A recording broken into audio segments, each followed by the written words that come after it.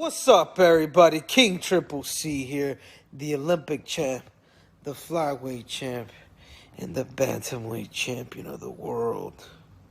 Anyhow, you guys stay tuned, and you guys don't forget to hit up Artem MMA Analysis on YouTube. Because if you don't, you guys can all do me a favor and bend the knee to King Triple C. Alright guys, Artem MMA Analysis here. Hopefully the mic's not too loud. I turned it up a little bit from my usual videos. And once again, I'm just going to start with a little apology. Recently I've been so busy and the videos just haven't been as often as they are.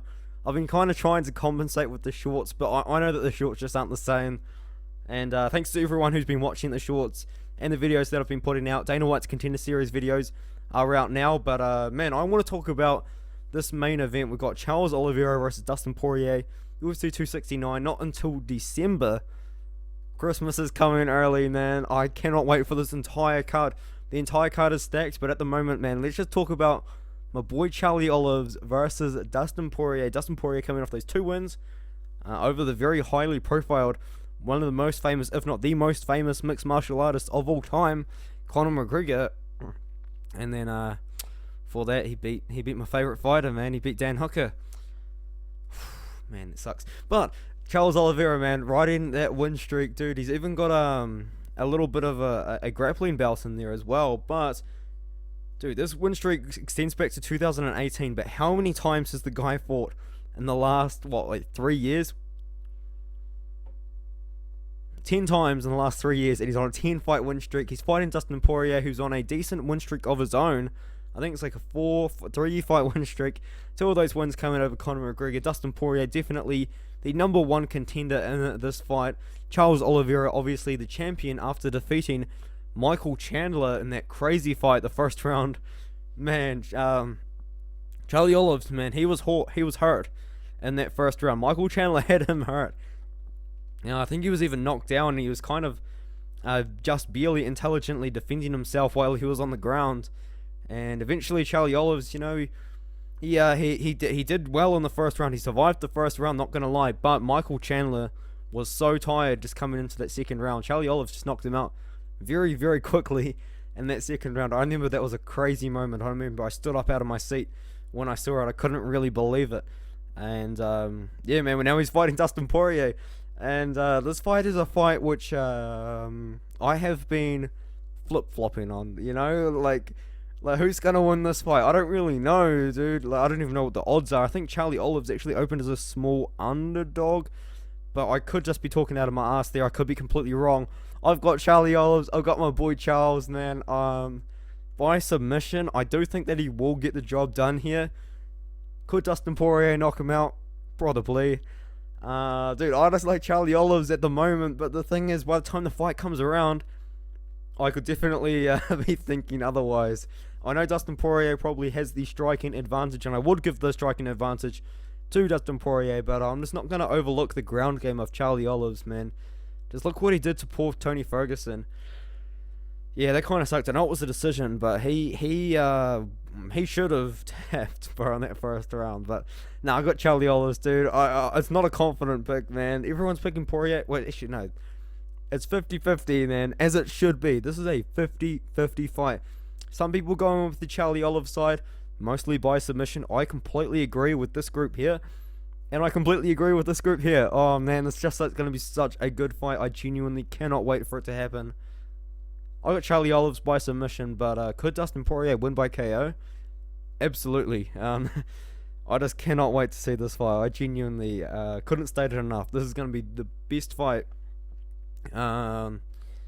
Would it be the best fight of the year? Maybe. I mean, maybe it's my favorite looking fight of the year. But dude, we've got Amanda Nunez, in my opinion, my personal opinion, the best female fighter, fighting Juliana Pena. I think Amanda Nunez will get the job done however she wants it, whenever she wants it. Kai Kara France from New Zealand fighting Cody Garbrandt. Man, if you guys don't know this about me, Cody Garbrandt was actually the first fighter I ever became a fan of.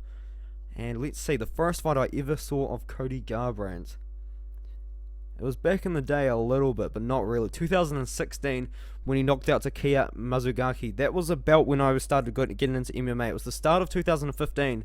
Sorry, the start of 2016 that I got into MMA. And the first fight that I saw of Cody Garbrandt was actually this win over Takeya Mizugaki. But now I'm going to get sidetracked. How many people picked Almeida in that one? Quite a few, man. Quite a few. 8-0 versus 21-0. That is crazy, man, to think about. I mean, I've seen that fight, obviously. Dude, I've got to pick Kai Kara-France, dude. But I didn't realize what's so funny about this fight, bro, is Kai Kara-France is 5'4". I did not realize that my man Cody Garbrandt was going to be 4 inches taller. I also got to go with Kai Kara. I understand it's 50-50, man, but I've got to go with Kai Kara-France by KO. I think he gets the job done. Yeah, I'm looking forward to this fight. This is a perfect matchup for Cody Garbrandt, in my opinion.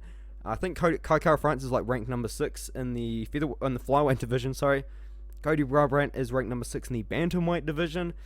Cody's been talking about going down to flyweight for a very long time. I think now's probably a good time.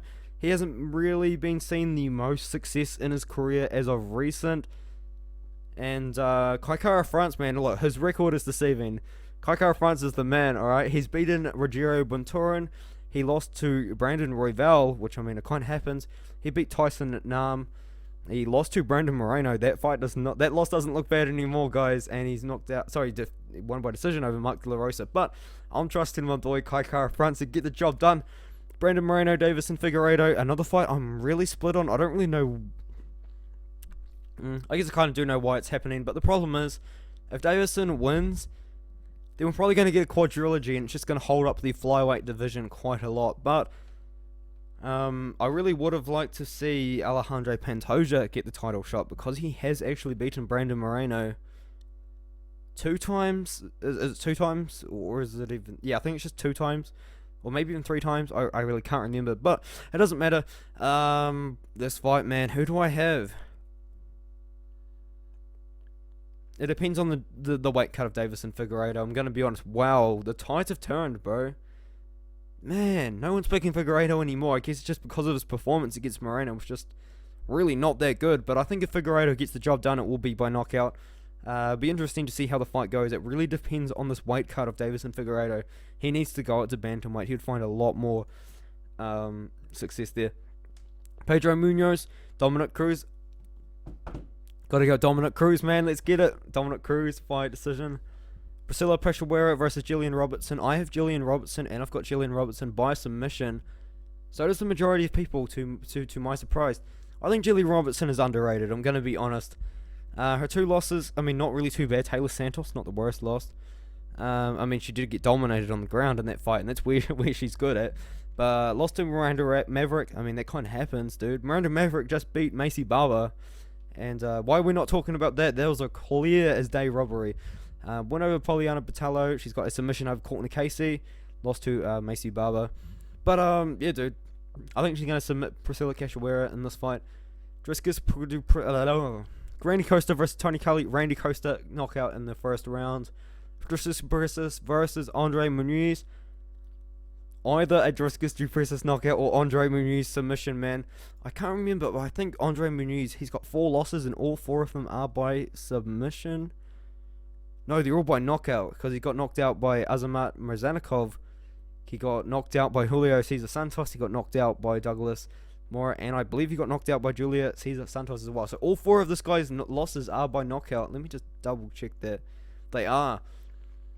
And man, we'll see what happens, dude. I don't know, like, what hype train do I jump on here? There's 2 hype trains. There's the Driscus Duplessis hype train, and there's the Andre Muniz hype train. I was gonna jump on the Andre Muniz hype train, but everyone's on the Duplessis. Wow. I mean, I can respect that. But I think I'm gonna go with Andre Muniz in this one by submission, but I'm gonna have to look into that. Mitch Snell versus Alex Perez. I think that I will have.